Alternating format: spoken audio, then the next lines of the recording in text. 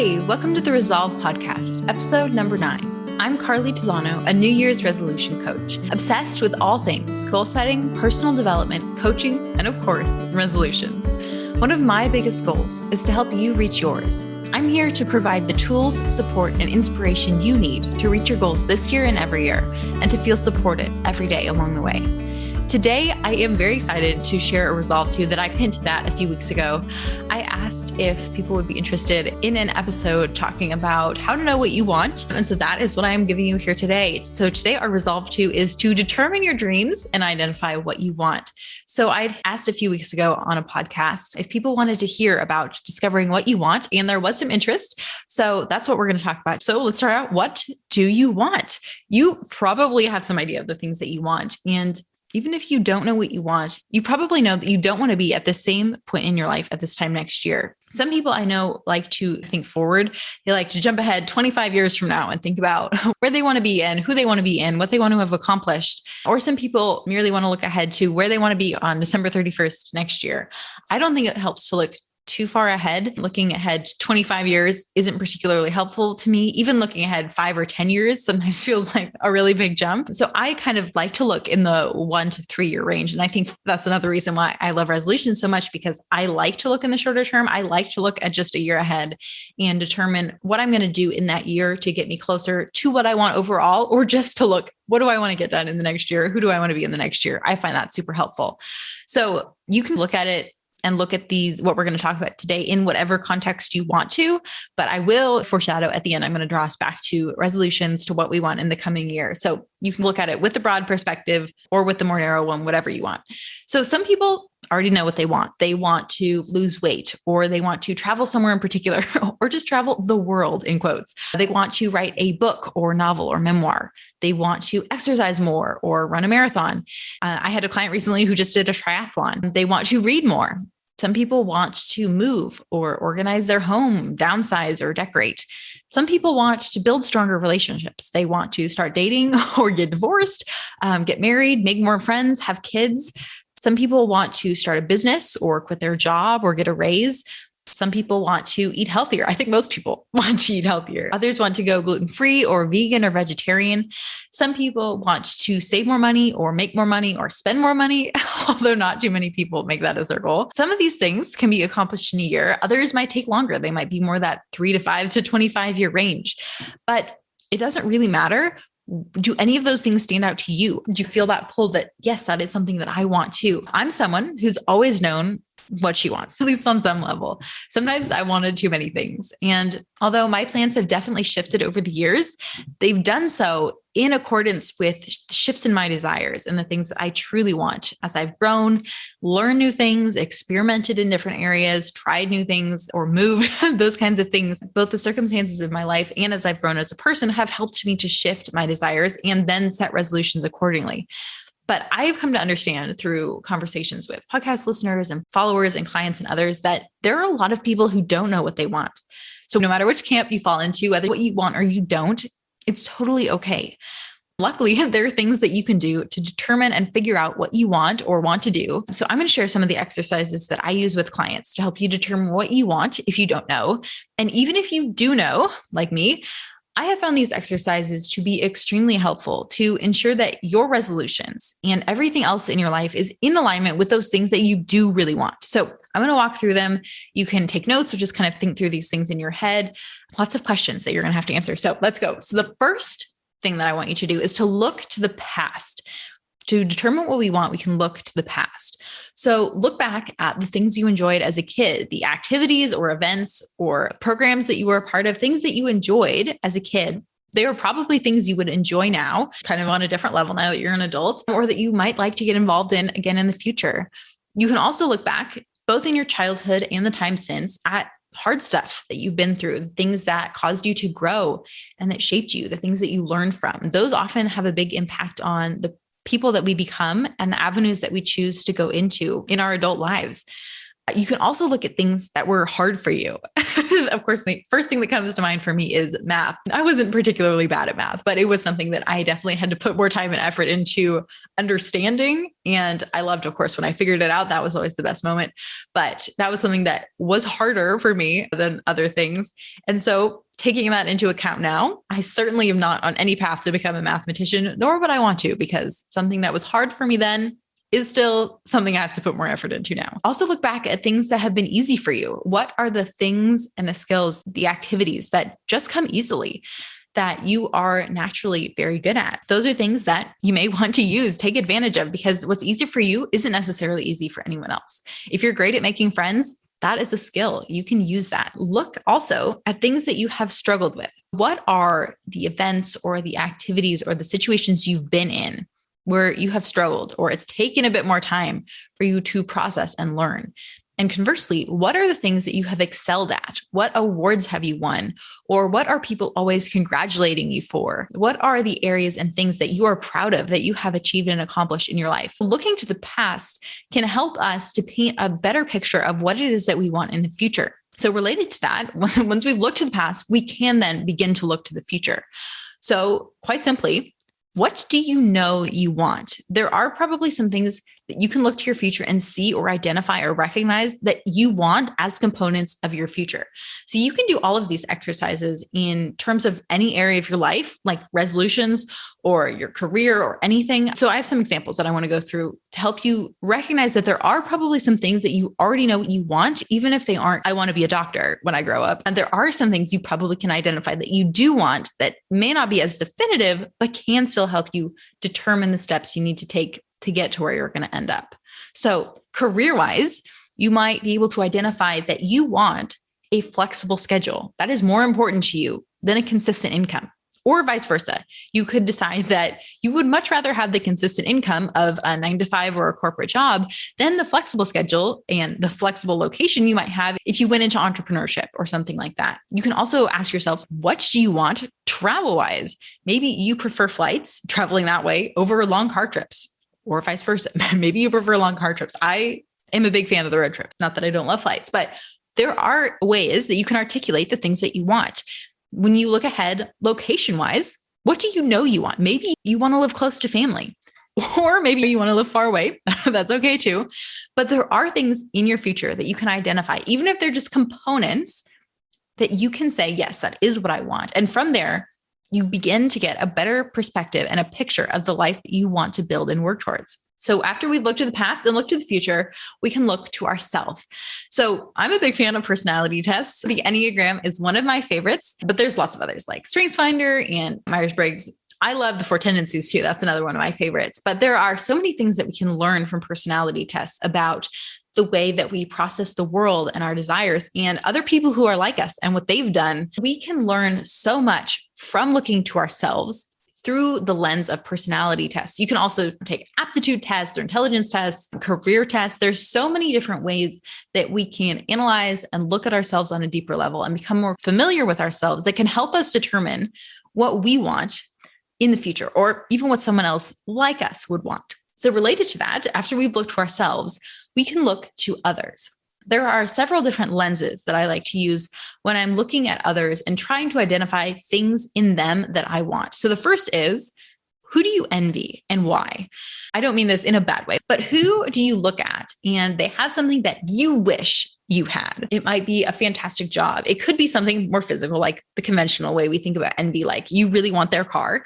And you can take from that and decide, I'm going to set a resolution to save money to buy XYZ car because they have it and they make it look really cool. And that's what I want. You can use it on that level, but you can also use it on a broader level of you envy their ability to work 2 days a week, or you envy their ability to move across the country and work from there, or to work from a beach in Tahiti with a margarita in their hand. I don't know.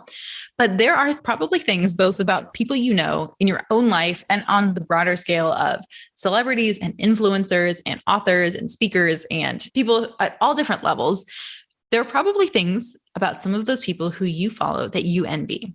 But the next level, so envy is one level. Another level you can look at as you look at others is, who do you admire? I think of this as a completely different lens or focus or way to view someone, but who do you admire? Who has those qualities and the attributes that you would love to see mirrored in your own life? Again, it can be someone from any of those levels that I mentioned a minute ago, but who do you admire and why do you admire them? Once you've identified that, then you can begin to consider which of those things you might want to integrate into your own life. And then on an even simpler level, who do you want to be? Who would you love to become, whether for their job or their career or for their personality attribute? If you could drop into someone else's life, who would you be and why? I think all of these ways of looking at other people can be so helpful, because we don't get to live their life. We get to live our life, but it doesn't mean we can't borrow things or ideas or attributes from their life and apply it to ours. So I think all of these exercises of looking to the past, to the future, to yourself, to others, I think of them as like the points on a compass. And when we have a very good idea of what lies in all of these directions, then we can begin to decide which way we want to go, which way we're going to set our course, and where we're going to start moving going forward.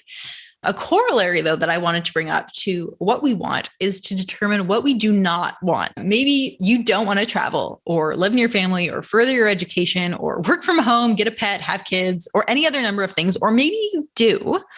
Either is okay. But by deciding what you do not want, you can help narrow the field on what you do want. So this may be something you even want to do first. If the idea of all the things you could want just seems completely too broad, start out by identifying the things that you clearly do not want or that you think you do not want. And then you can go from there of identifying the things that you do want and leave however many things in the middle that are meh that you want to. I also wanted to remind you to trust the process. It's so important as you set resolutions or set goals and begin to envision a future life that you want and the things that are going to help you get there, to believe on some surface level that you will get there, and that all of those steps along the way are going to help you. My friend who really encouraged and led and inspired me into coaching, this was something that we experienced as I was beginning to work with her, and she was tackling her to-do list and starting to make progress on the things that mattered to her. She still wasn't entirely sure what that end goal and endpoint and end direction was as we were beginning to move forward. And that's totally okay. That's often part of it. I see it all the time. And she was listening to podcasts that I suggested, and she read lots of books. And so she was certainly open to finding whatever those things were, whatever was going to point her to the next phase of growth, her next direction. But she wasn't entirely sure what it was. And it wasn't until she went through some circumstances and some things externally in her life that she was able to discover, as a result of those things, oh, this is the direction I want to head. This is what I want. This is what everything else has been leading and building towards. But we could never have known that going back to where we started. And even though she grew and developed so much along the way, it wasn't until she went through those other things in her life that all of the pieces came together and it all made sense. So that's something else that I see again and again, that you have to start taking those steps, building in the direction that you want, setting resolutions, checking them off. That's important too. But even if you don't know specifically where it's heading towards, that's okay. Trust the process, believe that you will get there. And all along the way, it will begin to make sense. I promise you. And once you identify what you want, whether that's a career, how you want to travel, where you want to live, your dreams in general, other ideas, then you're going to be more open to finding what is going to lead you in that direction. I like to think of knowing what you want as putting a destination into your GPS. And the more specific you can be about where you want to go, the more specific directions you'll get. So if I want to go to Los Angeles, I can put that into my GPS, and I'm going to get very specific directions that are going to tell me exactly what I need to do, what roads I need to take to get to Los Angeles. But even if I don't know that I want to get to Los Angeles, I can still get a long way just by heading in the right general direction of what I want. So if I know I want to go to California, I can set that in my GPS and start heading in that direction. And along the way, I will decide, most likely, if I'm heading to San Francisco or Los Angeles or San Diego, completely different places, but they're all still in the general direction of California. And I still have to get to California before I can get to any of those anyway. So I can start making progress, even if I'm not entirely sure what my end goal is. I know some of the things I want, and that is all I need to really get started on the way. So whether you know what you want or you just want to begin to go in that direction, commit to taking one step at a time. That could look like setting a goal or a resolution in the area that you want. If you want to write a book, for example, you could get the first draft done. That could be your resolution. And it's also a hint at our toast for later. We'll get there. If you want, you could just set a resolution that would move you in that direction, like the California over Los Angeles. You could set a resolution like, I'm going to read X books on a topic, or I'm going to write the first 3 chapters of my book. It would still be moving you in the right direction, even if it's not getting you all the way there. That's okay. Or you can just be open to finding out what you want, what might be next. Your resolution could be to find the topic of your book, or even just to be open to finding the topic of your book. Sometimes just being open counts as the first step. If that's all you know that you can do, that's okay. You can just be open to finding what you want, keep moving forward with your life, and you will be able to identify those things along the way. So with all of this in mind, trusting the process, knowing what we don't want, knowing what we do want, looking to ourselves and others and forward and backwards, in the context of setting resolutions, particularly right now, let's stay focused on December 31st of next year. What do you want to have accomplished? What do you want to be toasting or celebrating? What kind of person do you want to be? What do you want to have learned? What do you want to be better at? So somewhere in the middle of all of this, all these Venn diagrams is what you should be setting as your resolutions for the coming year. Also, I encourage you to remember that the time is going to pass one way or the other in 365 days. We're going to be at this time of year again next year. The time is going to pass whether you set resolutions or not. But if setting resolutions is going to be the thing that is going to help you be closer to where you want to be at this time next year, then I encourage you to do it. My dad used to always share this idea as he told the story of deciding to go back to law school. He was in his 40s and trying to decide whether or not it was going to be the next step for him, if it's something that he really wanted. And he came to the realization that the next 3 years were going to pass one way or the other. And he could come out on the other side of the next 3 years with a law degree, or he could come out without one. And that made things really clear for him. It really helped him to decide, of course, I want to come out of the next 3 years with a law degree. Why wouldn't I do that? And so he did. He went back to law school. He's built a very successful practice that now he is on the verge of retiring from. He served his community and so many families and individuals for decades now.